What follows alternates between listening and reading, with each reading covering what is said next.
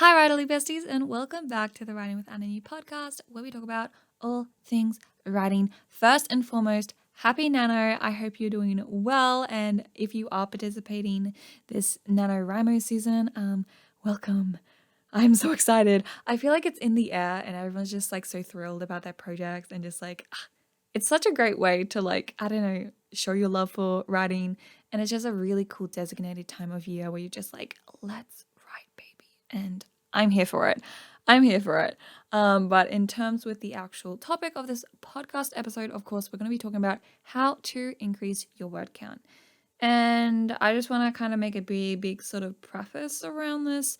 That, of course, I stand for chapters, not word count, and focusing on chapter blocks, chapter scenes, not so much actual word count, because again, in the end, it's not really going to matter, and I think plot is more important than how many words you wrote in one scene, if you know what I mean. However, by saying that, there's also great importance in word count. Like if you wanted to submit your story to a magazine, or you need to hit a word count for a sort of book genre or whatever, like it's still important, and that's why I want to kind of get into this episode really quick. So I just want to also say the metaphor that I like to use is, of course, word count is important, because if you're kind of feeling that your story has no word count, that kind of means your story is basically just like a skeleton.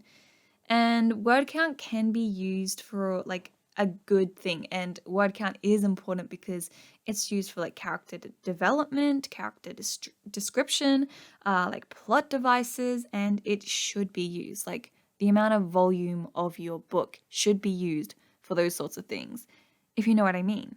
So what I kind of mean by, like, if you lack those sorts of things, like if you lack character development, if you lack plot, foreshadowing, all these different amazing devices, you basically have like a story, but it's only a skeleton, and you need the flesh. You need the flesh of the skeleton. You need actual, like, the body. You need it to be volume and filled with things that make the story and like enhance the use of the bones. I know this metaphor is ridiculous, but I kind of just thought about it, and I don't know, it makes sense to me. Maybe it makes sense to you. I guess we're all writers here. So yeah, you got to fill the bones. You got to have flesh. You got to have character development. Yeah, all these plot stuff, all this juicy stuff, all the juicy stuff. So yeah, I just kind of like hope that metaphor kind of helped you, that word count is important when you use it for the right way and like the right things, basically. Anyways, let's go ahead and get on to actually how to increase word count. Let's go. Okay, so the two main kind of easiest, chunkiest ways to really enhance your word count, and it's kind of more of a long term, it's not short term, like you can fix it, like just like that. No. The first thing is to add a character, and you might be thinking, Anna, that seems like a lot of work. And I'm like, yes, but look at your characters, look at your book.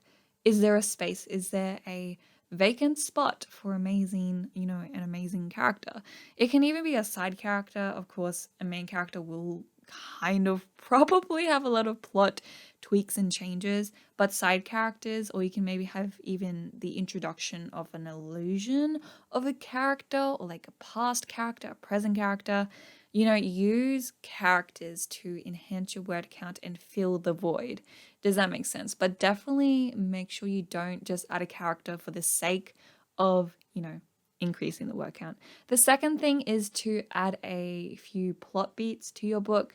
I think it's really interesting because a lot of people, I don't know, I feel like a lot of people are a lot of writers, I guess writers are people, you know what I mean? But I feel like a lot of writers have a huge emphasis on, like, if it doesn't, contribute to the plot or the characters, it's like a waste of a scene, you should delete it. But like, no, you, like, for example, if you watch anime, you would know the beach scene. It's literally like a filler episode.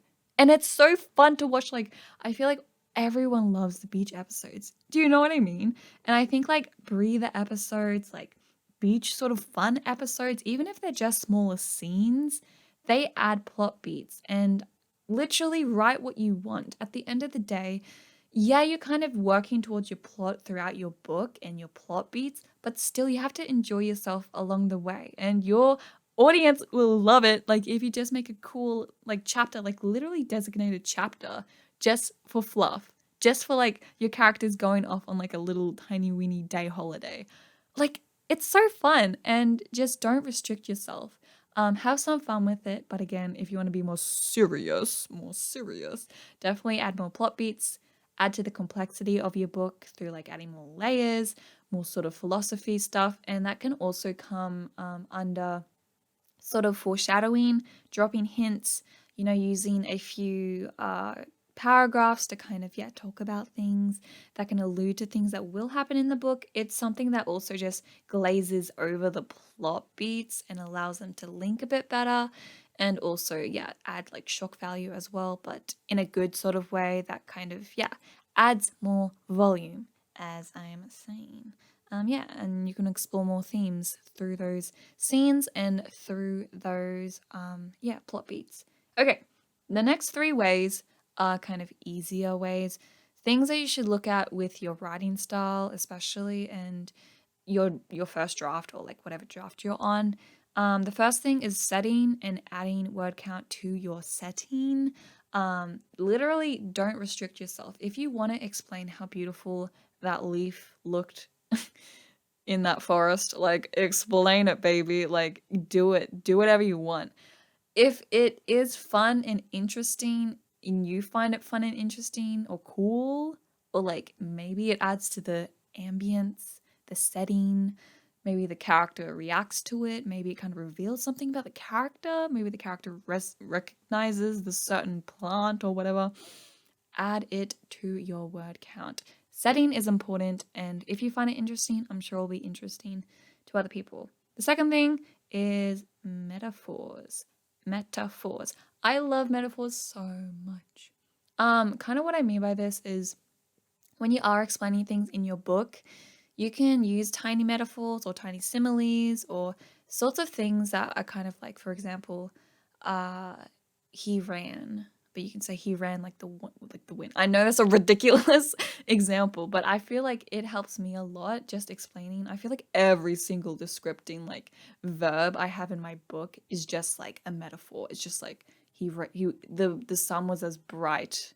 Sorry, is that a metaphor? Yeah, that's a metaphor. I'm going crazy, guys. Yes, metaphor and similes. Also, with that, sorry, I just kind of, yeah, had a little brain freeze.